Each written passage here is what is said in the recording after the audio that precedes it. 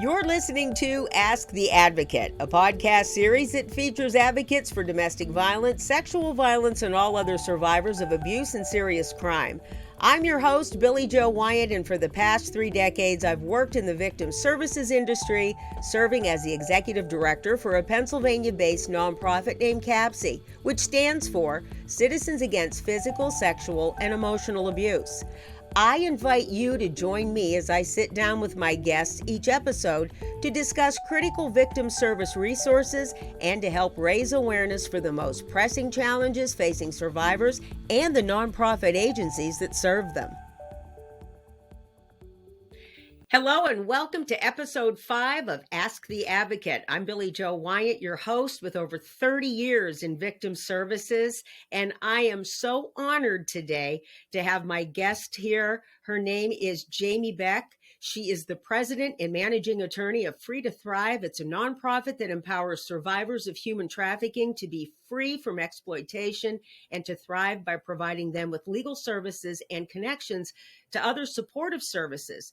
Widely recognized and awarded for her tireless efforts to bring justice and healing to survivors, Jamie provides training and hands-on opportunities for law students and lawyers abound to serve trafficked persons in a trauma-informed manner. I am so excited to have you here today, Jamie. Their website is freetothrive.org. We're going to mention that again. But today I'm so excited because all the years that I've worked in victim services, Jamie, and again, welcome for being here. We are so uneducated about human trafficking, and coming from where I come from, a lot of folks don't believe it even happens around here. And so I am really excited to have you with me, and I'm going to turn this over to you because I want to know, what is human trafficking? Who are the victims? How can we help? I have so many things. So without further ado, you go right ahead. Thank you. Well, thank you so much for having me, Billie Jo, and for highlighting this topic. And what you said is so important, that, so often people don't know what human trafficking is and it's happening around us. And, there's one thing I want to share with you. So you've been in this space for a very long time. Mm-hmm. The reality is that we right now with human trafficking are where domestic violence was back in like the 80s, maybe. Our human trafficking laws in the United States, they weren't created until the early 2000s. So we didn't actually have a crime that we called human trafficking, which means we didn't have somebody we labeled as a victim until the early 2000s. And it's taken us this long just to start to understand this, start to identify where this is happening and how it happens.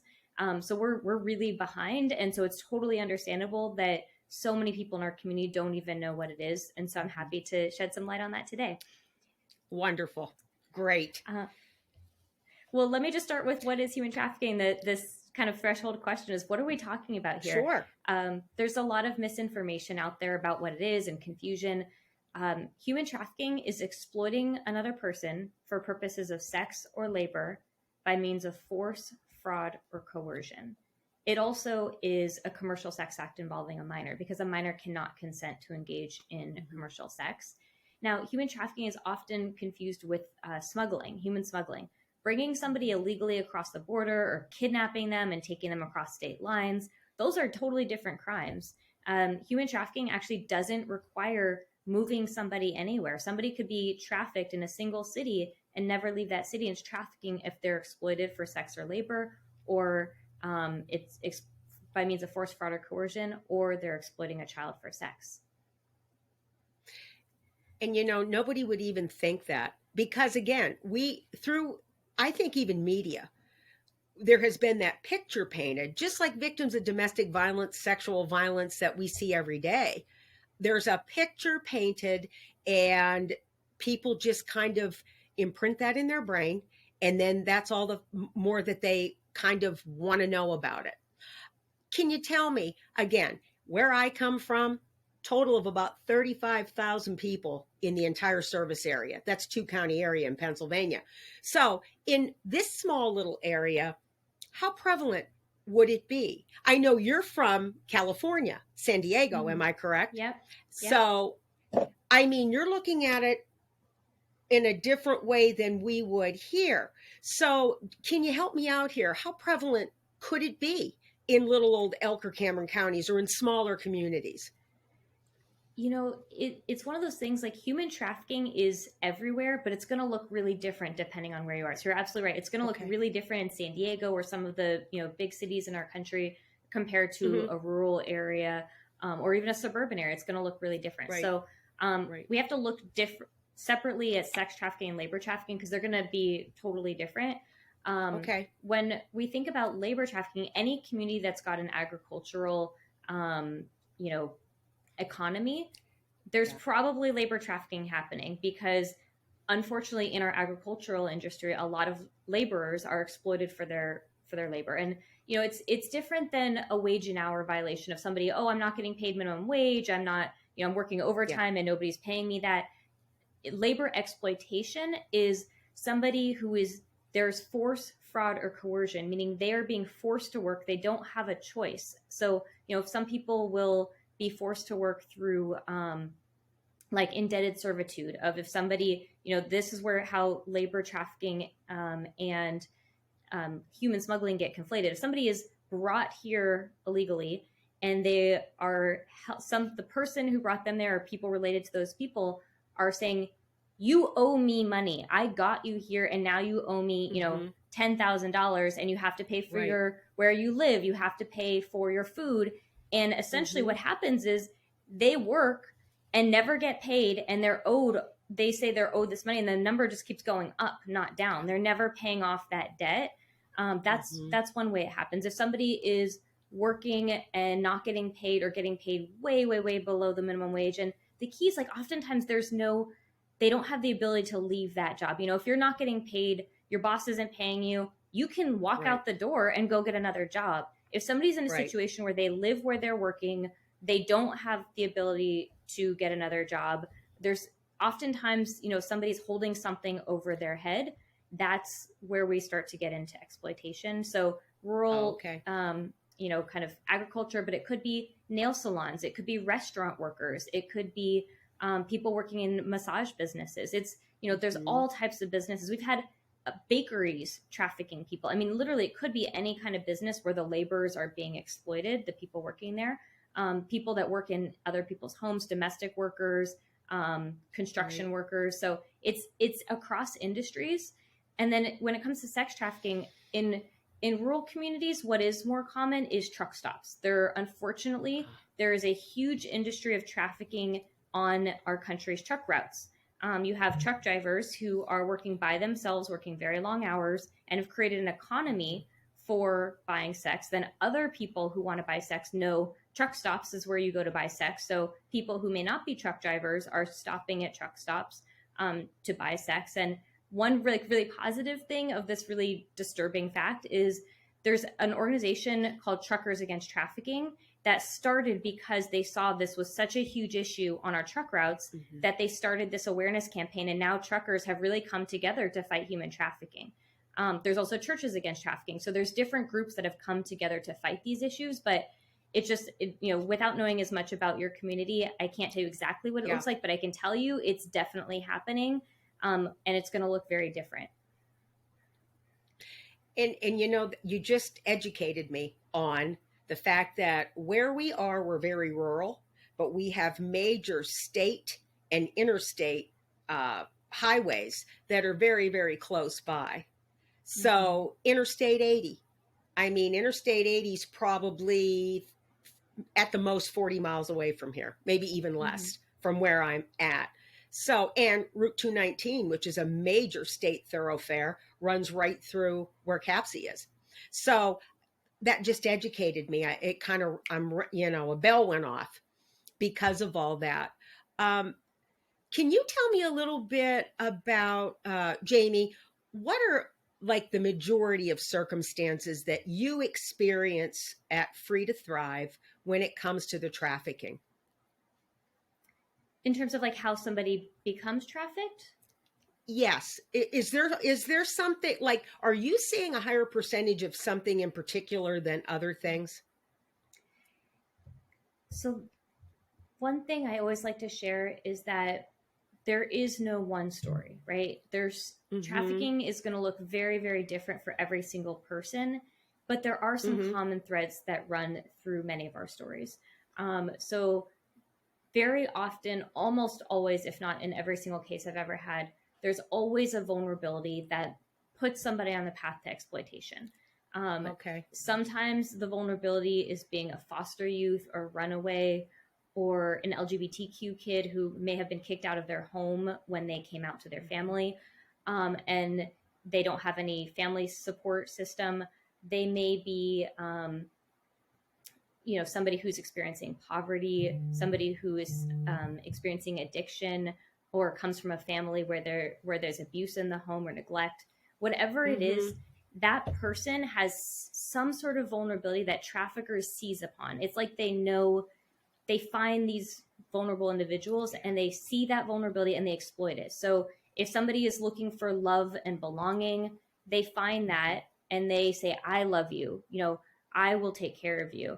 Nobody loves you like I do. Nobody understands you like I do. And they actually use love as a tool of coercion. They also use drugs as a tool of coercion. They either, I have many clients who had never touched drugs before they were trafficked, and traffickers use those drugs to control them, to get them addicted. And then they use the drugs to numb their pain once they're in this state that they can't get out of.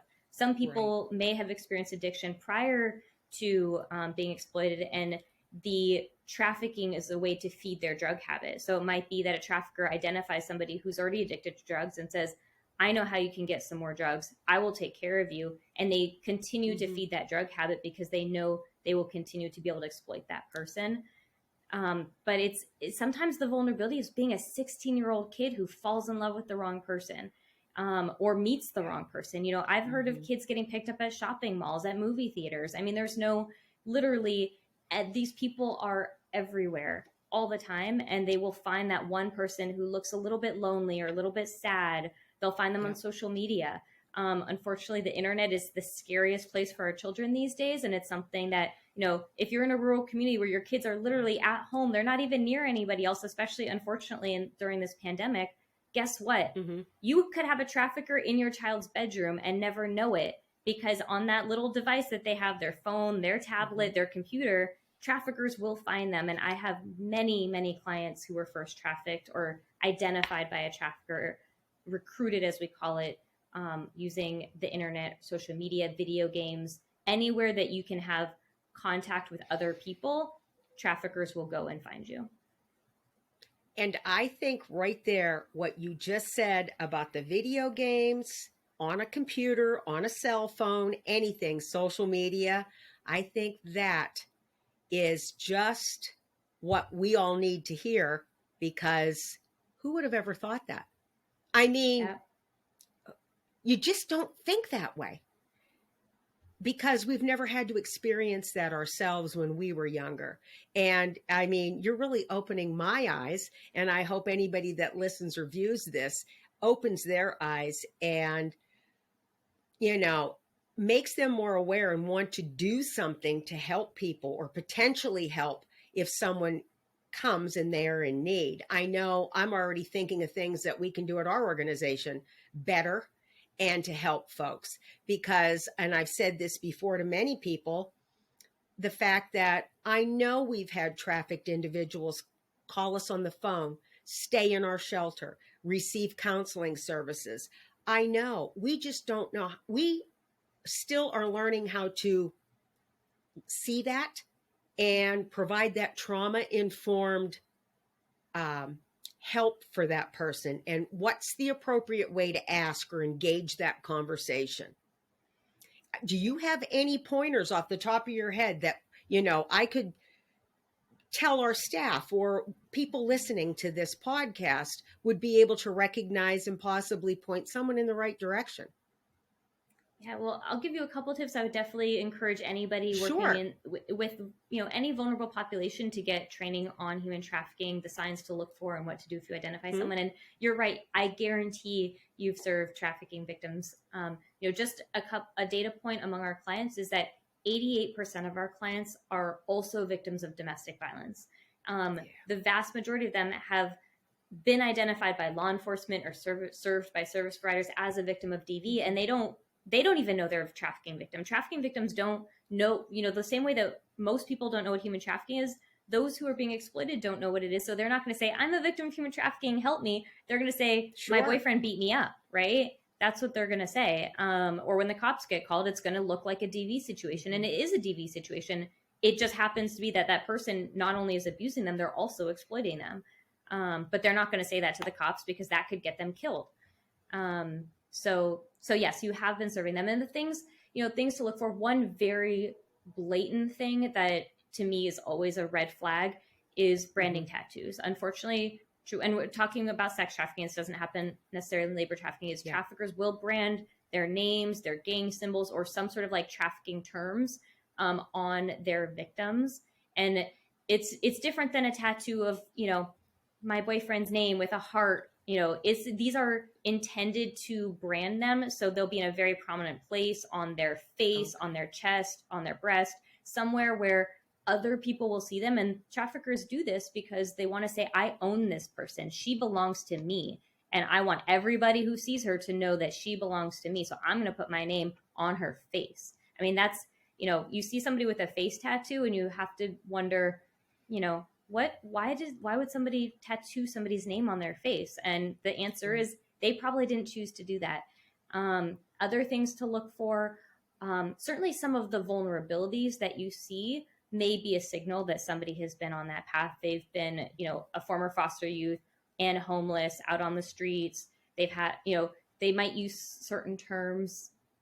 Very often our clients refer to their traffickers as their boyfriend because that's what they think they are. A boyfriend who has lots of other girlfriends, kind of a sign that could, living in, who do you live with? Where do you live? Our clients are trafficked all around. And so they don't stay in one place very long. Somebody who's been living in hotels and moving around a large geographic area is probably being trafficked. Somebody who hasn't had a stable life. It doesn't mean like, okay, I've moved around a lot. That doesn't mean you're a victim of human trafficking, but it's a sign that you may want to look a little more. Somebody with an extensive criminal history. Unfortunately, our clients, over 80% of our clients have a criminal history, and that criminal history is related to their exploitation. Certainly if somebody has a history of prostitution, that's going to be a signal that they may have been trafficked. It doesn't necessarily mean, but most of even people who are adults engaged in prostitution, the vast majority of them were first engaged in prostitution as a minor. And again, like we talked about, that's human trafficking. A child, we have to understand that a child, there's no such thing as a child prostitute. A child cannot consent to be sold for sex, right? And so if a child is engaged in commercial sex, they are by law a victim of human trafficking. They may not know it. They may say, I want to do this. I'm making money. But who are they giving that money to? It's always going to someone else. They're never keeping the money. And even adults engaged in prostitution who believe that they're choosing to do that, the vast majority of those in that life are either highly vulnerable and have a history of trafficking, a history of exploitation, or they are being exploited at that time. Somebody else is taking their money. Somebody is using force, fraud, or coercion to get them to sell their bodies. This is so interesting because then my mind jumps right to the awareness piece. And then now, can you share with us what programs and services do you have within Free to Thrive that support that individual and their journey as a survivor? So survivors of human trafficking, as with, many different types of victims, have a whole host of needs. Now, Free to Thrive, I started Free to Thrive to address specifically the legal needs of human trafficking survivors. So, there's programs that provide housing and therapy and, case management. Free to Thrive, we provide legal services. So our clients have, like I said, they have criminal records from being trafficked. They oftentimes, unfortunately, are married to or have children with their traffickers, which means in order to completely separate from that person, it's not just a walking away or leaving or escaping. It's escaping and then getting custody of your children, legally divorcing that person, getting a restraining order to keep yourself and your family safe. And so we do that. Those are like the main things we do. We also help in criminal cases involving survivors. So we work really closely with their defense attorneys, usually public defenders, and and help as experts in those cases, helping the public defender educate the legal system about human trafficking. Because too often, the same way that the general society doesn't know, judges don't know, prosecutors don't know. So the system looks at our client population as criminals, and we have to completely reform our legal system to understand that they're not criminals, they're victims. And one thing we always talk about is the legal system is designed, the criminal legal system is designed to find out if a crime occurred, and if so, who did it. It is not designed to ask why somebody did it. And so often our clients are involved in a crime that their trafficker forced them to commit. Very often while being sex trafficked, traffickers also force their victims to commit other crimes or pin their crimes on them. And nobody ever asks why. Why did you do this? What was going on in your life? And if you would just ask why, you would find out that they had a whole history of trauma that led them on the path, and that their trafficker was very much involved in whatever crime they were charged with, but they're not going to say any of that. And so we help the criminal justice system see that victimization. And as you were saying that, I'm thinking all the years that I have worked with victims and thinking about, even way back when, I've had many survivors come to CAPC, and they also have criminal records. They have had to write bad checks back in the day just to get diapers and baby formula and food because money was withheld or spent on other things. I could write a book on this, and thinking, all this time up to the present, and the individuals we're working with now, so many similar things. And also, as you were describing all of that, all I could think of was victims and offenders of domestic violence, sexual violence, and that power and control. That total power and control, and that coercion, and all of the above. Connected. And it's all intertwined. Yeah. It's all connected. And I'm so glad you mentioned that, because one thing that I'm really excited about in this space right now is, as we've been fighting for human trafficking survivors to be treated as victims in our criminal system, we've also been fighting for victims of sexual assault and domestic violence. It's all intertwined, right? Our clients are all of the above, right? They are. They are. And so we actually just passed a law in California that expands some of these laws that we're talking about that help trafficking survivors, clear their record, get a fresh start. We've actually expanded those laws. This, like January 1, 2022, that those laws actually now, there's an affirmative defense and a vacatur law, which helps survivors clear their records, is now expanded to victims of domestic violence and sexual assault for exactly the reasons that you're describing. Fabulous. Fantastic, because I can tell you right now, in the Commonwealth of Pennsylvania, I'm just telling truth be told, I have had so many people that are hindered to move forward, and they're stuck because of legal issues and not being able to get records expunged from years ago when they were 18 years old, and different things that occurred because of that cycle of violence and being a childhood victim going into adulthood.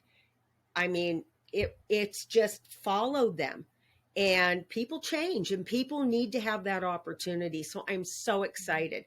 I think we need to have you back to talk more about that.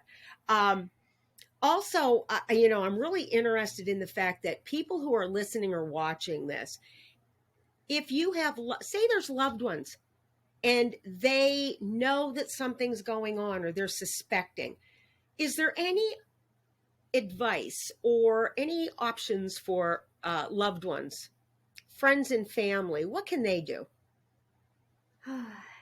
So I have two answers in my head, because one answer is and they're both correct. It's super complex, because one answer is reach out to those in the space, understand what this is, how to talk about it. I think really the most important thing is taking away the stigma, because people that are in this life of being exploited have been told there's some, now nobody will love you because you've done this. Your family will disown you because this has happened to you. And they believe that they're damaged goods at this point. And so destigmatizing what's happening wrapping them around with support, giving them the mental Yeah. health support that they need. But at the same time, the other answer in my head is there's this whole language that some people and organizations will use about rescuing victims. We rescue victims of human trafficking. There's no such thing as rescuing somebody from human trafficking. The same way you can't rescue someone from domestic violence. No. It's the same power and control is there, right? Exactly what you're saying, Billie Jo. And the reality is that the only way somebody can get out is to escape or to leave.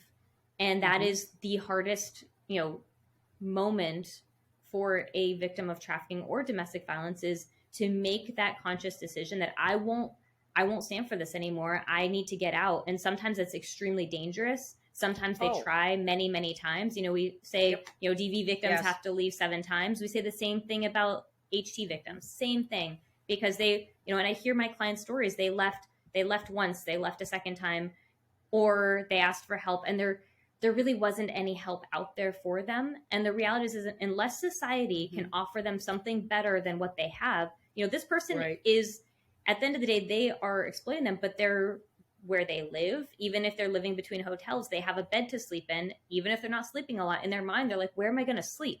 They can't get a job because of their criminal record. They have no source of income, no food, no family, no stability. Even those who came from a solid family background have been isolated from their families because it's exactly the same as DV. You isolate somebody so that you can control them, so that they don't have a support system. You destabilize them by moving them around to places. They're often in a place that they have no connection to anybody. And until they have something better, until they have, you can offer them a home and community and support and love. Until you can offer them love, they will continue to go back to that exploiter or leave that exploiter and go to somebody else. So there's a lot that we can do, but there's a lot of things that we can't do, that it's something that just reminds me how incredibly strong and resilient survivors are, because they did make that choice with all the barriers that they have. They said, I'm done. And they walked away and were able to leave and get out of that life. And that shows so much strength and so much courage. And it's something that only they could do. Nobody could do that for them. And just so I understand correctly, I'm just going to swing back a second. You mainly deal with the legal end of things and that type of support and with survivors. Then you're referring out to other partners who are also providing like the housing and different things like that. And working with those other entities. And I can tell you, since CAPC is a comprehensive program, and so there's a lot under one roof that we can provide for people. But also, people who are listening and viewing this, being trauma informed like we both are and our organizations are, we can offer people so much, but until they're ready, and they know that they can trust and support us, it's not going to work. And gaining someone's trust is the utmost. And once you have that trust and that confidentiality, don't ever backslide on that. You must be true to when you're helping someone, whether it be a victim of abuse, trafficking, all of the above. And I think that it's so paramount for people to be patient and understand, because I can't tell you how many people here that we provide housing for, we pay their rent, we do everything. And unless you have good support, ongoing support, and you don't let out there to fend for themselves, people are going to roll right back into that routine. And one other thing, and I don't want to be taking up your time, but I think it's important for everybody to do this. Step back for a second, take a deep breath, and think about this. And I tell our staff this, or anybody I've ever trained when I'm working with new staff and things like that. Think about if tomorrow somebody told you to leave your home or leave what you're accustomed to, move into a communal setting, and then be out on your own. How successful would you be? Somebody telling you have to do A, B, C, and D. It's not going to work. You're going to want to go back to what feels comfortable. It doesn't matter if it's good, bad, indifferent, whatever. It's what you're used to, because you feel some sense of security. It's so true. And I'm so glad you said that. Because when you put it in that perspective, it helps people understand why it's so hard to leave that situation. Yes. And there's that kind of leaving comfort or familiarity. And then on top of that, all of the psychological manipulation that that person has been subject to for so long. They've been so devalued and so, minimalized that they don't know their worth. They don't know that they can do it. And, that has to be built back up too. I also want to add, and I'm sure that you've experienced this, the talent that our survivors have to channel that in a positive way. Oh my gosh, between artistic, musical, just the know-how, the intelligence, they have no self-esteem. So that's you have to build that self-esteem up with people first and work with them. And it doesn't happen overnight. So I'm really excited to be able to, learn more and do more what I can. It's going to help us all the way around with how we provide trauma-informed services here at CAPCI. I think it's fantastic. You have such a stellar organization. I know we're getting to the end of our podcast, but are there any other important things? If someone's out there listening and they are in this situation, first of all, be safe. What are some other things for somebody to really, how can they get some help?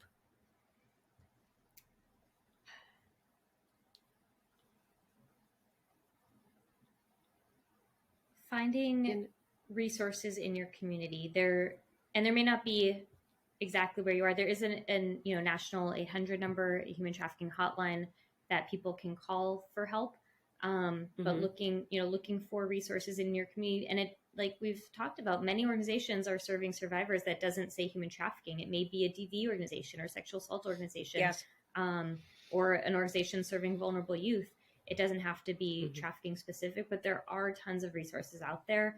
And there's so many people who've walked this path before you, and they've become thrivers. They're not just survivors. They are thriving members of our community. And, so often I encounter somebody in a professional setting and only, confidentially do they tell me that they're a survivor. And it just gives me so much joy to see what they've overcome and knowing that it's possible. And if they can do it, so can you. And that brings me to this question, Jamie. Is there a support group out there or a group of survivors who can support folks getting out? And, just like we do in the domestic violence, sexual violence world. There are tons of them, all over the country. Some of them are limited by geographic area. Some of them are national programs, but there's a national survivor leader network. There's a number of organizations that equip survivors with the skills to go from survivor to survivor leader. So there's a number of organizations out there that are absolutely out there creating that community among survivors. That's wonderful. Fantastic. freetothrive.org. So I think that's a great place to start. Everyone should take a look at that. And it's just fantastic. I want you to come back. I'd love to talk more about this and catch up on some things. I want to get all of us trained, at least in Human Trafficking 101. It's a place to start. We can come back, have another conversation. I would love it, Jamie. And congratulations to what you're doing. You're changing lives. I think those of us in this type of work, it's tireless for us because we're so committed to doing it. And again, people know that they can reach out. Go to your website, go to our website, capci.org. If there's anything or anybody out there that needs help, everything can be confidential. And I know in my world can be anonymous. You don't have to give your name. You just have to say you're in need of help. We provide that information and some follow-up for you and whatever you need. Any final thoughts, Jamie? Anything else you'd like folks to know about, understand about human trafficking and the work that you're doing? Well, I just want to thank you, Billie Jo, for highlighting this issue and helping us raise awareness.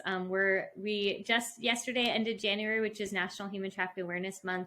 I would just say, in addition to our website, check out our social media. We did a video campaign to really help people understand who our clients are, and what they've been through on our social media and on our website. Our social media handle is at Free to Thrive SD. So check that out and just engage with us. Reach out. Let's have a conversation. Let's all learn from each other. I'm certain that I have just as much to learn from you, Billie Jo, as you from me and Free to Thrive. And let's keep in touch and keep talking and, help other people learn together. Definitely will. Definitely will. And Jamie, thank you again. Jamie Beck, Esquire from Free to Thrive and manager of this wonderful, wonderful organization. She will be back with us soon. I promise everybody. For Jamie, I'm Billie Jo Weyant. On this episode of Ask the Advocate, thank you all for joining us. Thank you for listening to this episode of Ask the Advocate. If you have a topic suggestion or would like to be a guest on the podcast, you can contact me directly at asktheadvocatepodcast@gmail.com.